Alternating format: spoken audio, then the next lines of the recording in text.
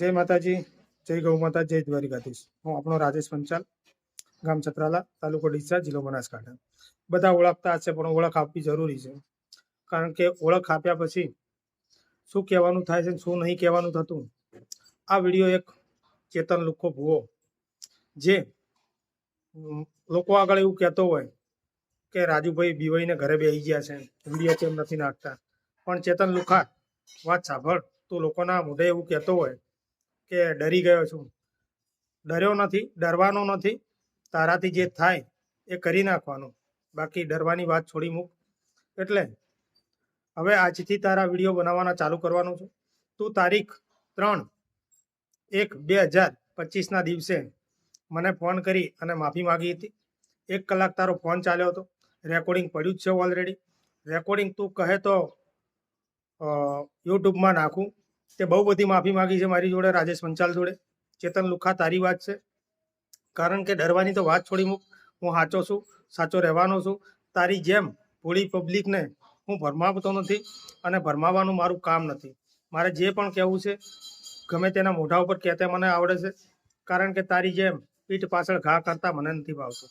ચેતન, તને કહું છું, તારામાં જેટલી પણ શક્તિઓ છે તું અજમાવી શકે છે। તારામાં એવી દેવી શક્તિ હોય તો તને છૂટી પણ આપેલી છે કે તું મને મારી શકે છે, કારણ કે તારી જેમ હું નીચ નથી, નલાયક નથી, દગાખોર નથી। તે કેટલા લોકોને દગા આપ્યા છે, શું કર્યું છે, કેટલા લોકો જોડેથી રૂપિયા લીધા છે, બધા જ એવિડન્સ, બધા જ પ્રૂફ છે મારી જોડે। પણ તે એવું કીધું હતું કે રાજેશભાઈ, હું તમારો વિડીયો માફીનો મેં માફી માગી એવો યુટ્યુબમાં નાખું છું, તે આજ દિવસ સુધી નાખ્યો નથી। આજની તારીખ છે 7/4/2025 અને આજે 2 મહિનાથી મેં વિડીયો બંધ કર્યા હોય ને તો તે કીધું તો એટલા માટે, બાકી મને બીક કોઈની નથી। એ વાત છોડી મૂકજે કે ડરીને ઘરે બેસી ગયા છે, ડરવાની તો વાત છોડ દો। એટલે આ વિડીયો હું યુટ્યુબ ચેનલમાં નાખું છું। મિત્રો, વધુમાં વધુ શેર કરજો।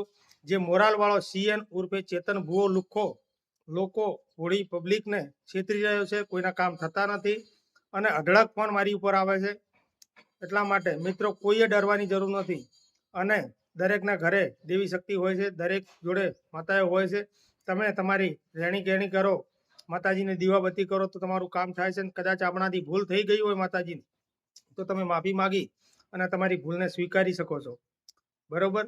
જય માતાજી, જય મેરડીમાં, જય નાયકોમાં।